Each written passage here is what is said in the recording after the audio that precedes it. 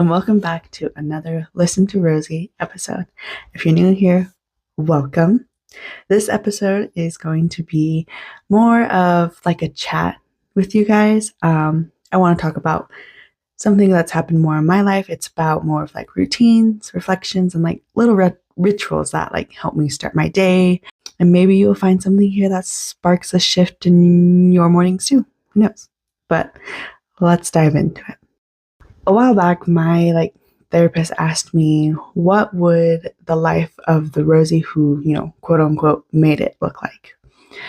She encouraged me to like describe my ideal morning, my ideal noon or evening, and in great detail, and I talked about wanting like slow, peaceful mornings. And then she hit me with the question of like, what parts of that morning could you live today? And I was like, wow, because at first I thought all these things kind of like felt out of reach. But then I realized that like there were plenty of things that I could do today. Instead of waiting for this distant version of myself, I decided to start like living my mornings like that Rosie who, made it. And honestly, it makes me feel like I'm living my life right now and like right here. So my weekday mornings look something like this. My puppy Poppy usually wakes me up around 6 a.m. Her bladder got her own schedule. While she's outside, I get a drink of water and then we head back upstairs. And that's when I open like my bedroom window and I let in like the crisp morning air. This time the birds are starting to sing, and if it's raining, the soft like pitter patter against the glass makes everything feel like super cozy, and which I love so much. It's just like bringing in, I guess, nature into my room. And then we normally curl back into bed, and Poppy sleeps with me at this time. She normally sleeps in her crate overnight, but mornings we like to snuggle. It's like our little snuggle time. And we sleep in until like 8 a.m. And then I get up and make my bed, go freshen up, and then head downstairs for breakfast. Poppy usually eats with me, but sometimes she's like feeling picky and we'll just like eat later in the day. Afterward, we would step outside again, just to breathe in the morning air and to let Poppy go again if she needs to. And then I make a cup of coffee or tea and head back upstairs. And then Poppy entertains herself with her toys. And then I settle in for like a short meditation. I usually do like 5 to 10 minutes. And I like the ones that are guided by Lavender on YouTube.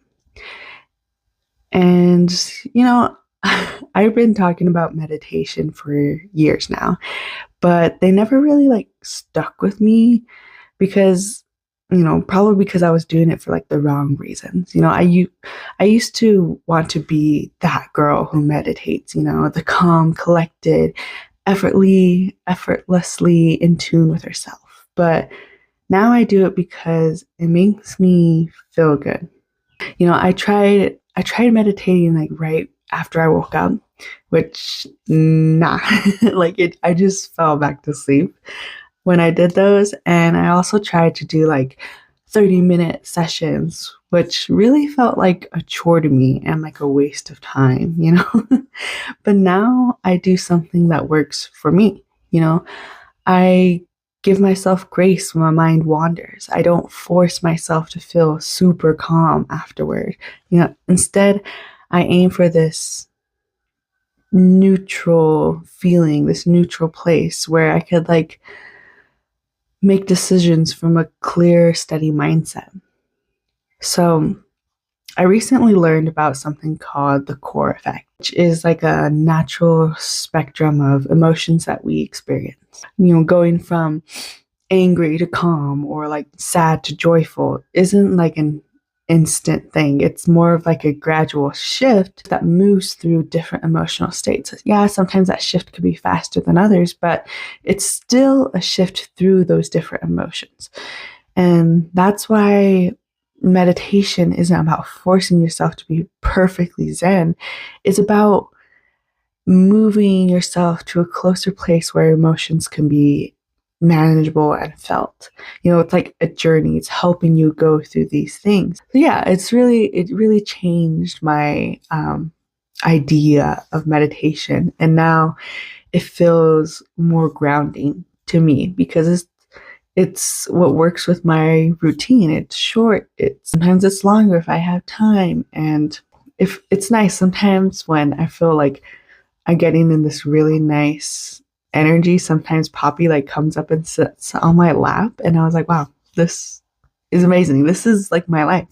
I'm meditating with my little puppy in my lap, and I sit normally right in front of my window, and so like I could feel the morning air coming in, and when I open my eyes again, it's just like this view of the trees and the sky, and it's really, magical to me in a sense. It feels really good. Once I finish meditating, I head to my desk and I start working.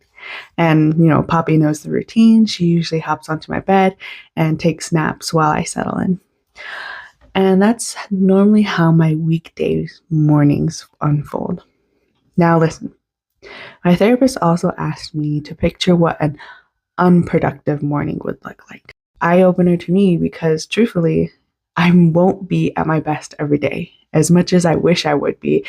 It's not normal, but I have come to this realization for me personally, as long as I'm trying my best and showing up as myself, there's like no such thing as like wasted time or unproductive.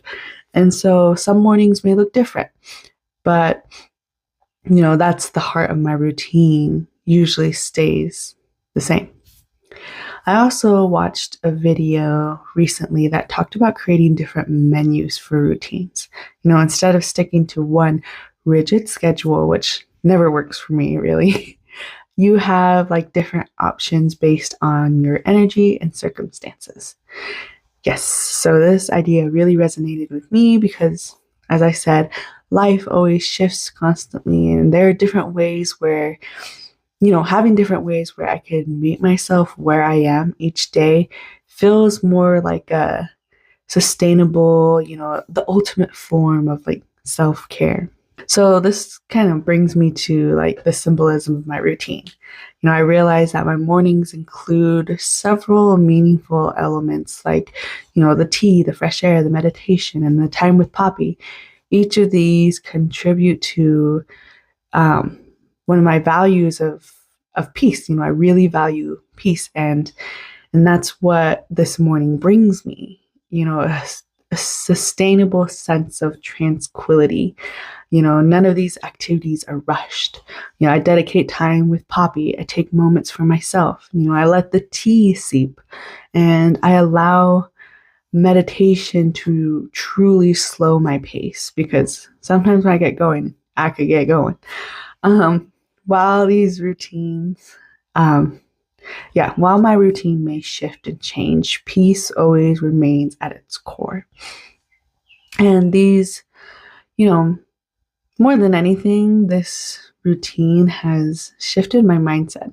It makes me feel like I am truly living for me and not some distant future version of myself, but for the Rosie who, already made it. It kind of makes me feel like I've already made it. It's like cultivating this gratitude for my life as it is now and to start my days without this like lingering sense of dread. It's also like deepened my connection to my body as I tune in more through these quiet moments, the fresh air, the deep breaths, the meditation. It helps me listen more, start to recognize its signals for my body. Yeah, this practice has become more of a way of grounding myself and anchoring me in the present.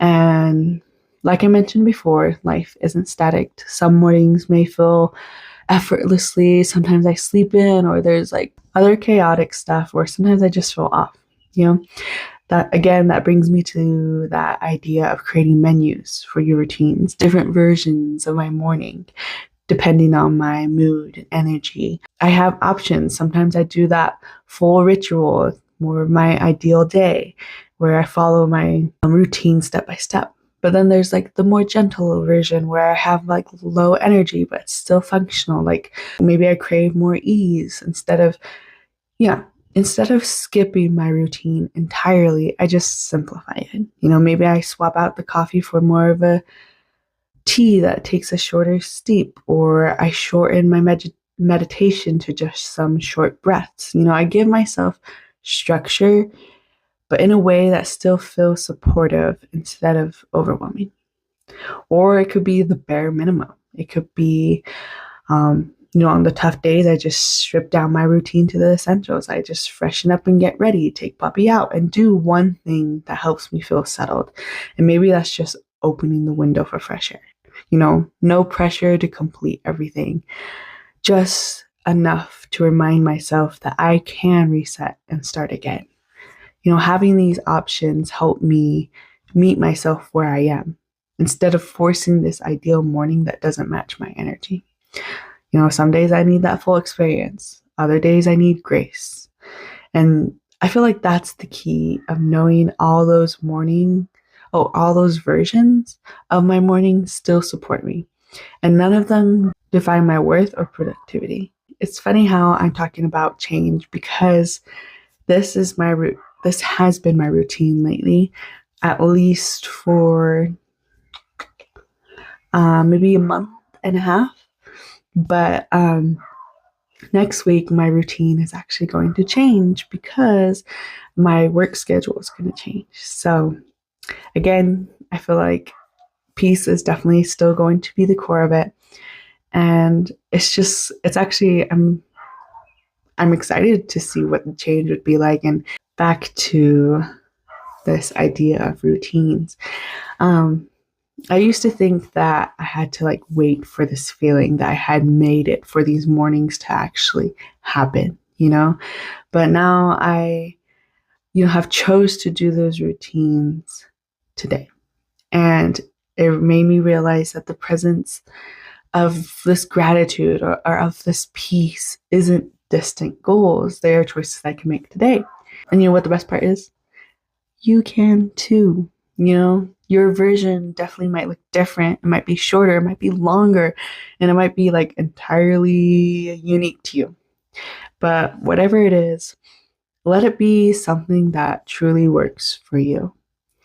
And, I hope that you could start feeling like you're living more, maybe you already do, but if you want something else, find a routine that helps you feel more present.